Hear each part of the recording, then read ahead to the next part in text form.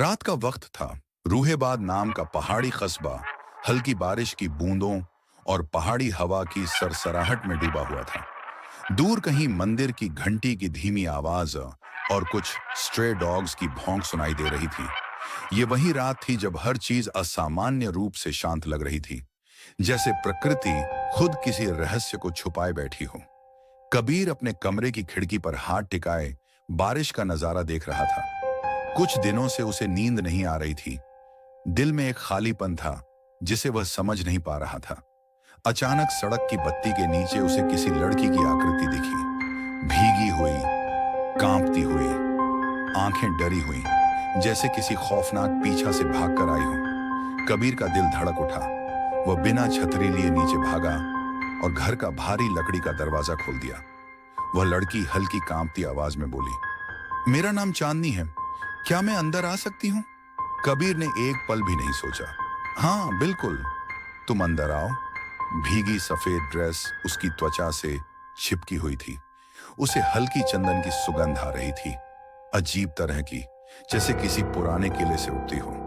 कबीर ने उसे कंबल दिया और गर्म चाय बनाकर उसके सामने रख दी।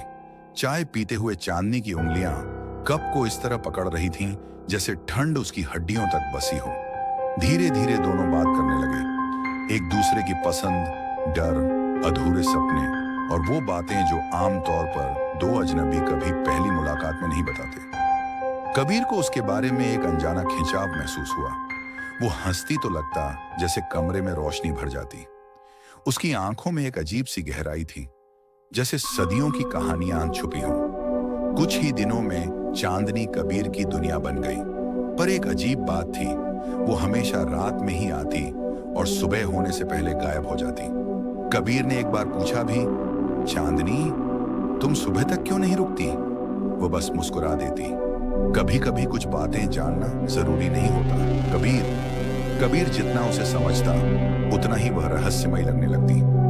एक रात जब बाहर तेज हवा चल रही थी और खिड़कियां खुद ब खुद थरथरा रही थी, चांदनी अचानक गंभीर हो गई। उसने धीमे से पूछा, कबीर अगर मैं इंसान नहीं निकली तो क्या तुम मुझे फिर भी प्यार करोगे?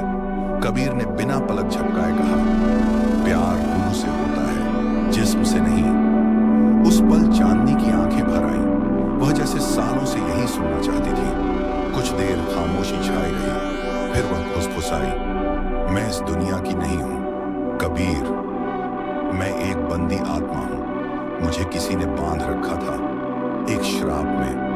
मैं सिर्फ उन रातों में इस रूप में रह सकती हूँ और सिर्फ किसी इंसान का सच्चा प्यार ही मुझे आजाद कर सकता है। कबीर की सांस अटक गई, लेकिन उसके दिल में डर नहीं, दया और प्रेम था। उसने उसका ठंडा हाथ अपनी गर्म हथेलियों में थाम लिया। अगर मेरा प्यार तुम्हें मुक्त कर सकता है तो ले लो, जितना भी चाहिए। अचानक कमरे की हवा बदल गई। चांदनी के शरीर से हल्की चांदी सी रोशनी फैलने लगी। उसके पैर जमीन से ऊपर उठे। उसकी आंखों में सुकून था। पहली बार उसने मुस्कुराते हुए कहा, मैं आजाद हो गई कबीर, तुम्हारे प्यार ने मेरी कैद तोड़ दी, पर मैं पूरी तरह नहीं जा रही। मेरी रूह हमेशा तुम्हारे पास रहेगी। और वह धीरे धीरे हवा में घुल गई, जैसे धुंध में कोई आकृति गायब हो जाती है। अगली सुबह कबीर नींद से उठा तो कमरे में एक अनोखी महक फैली थी।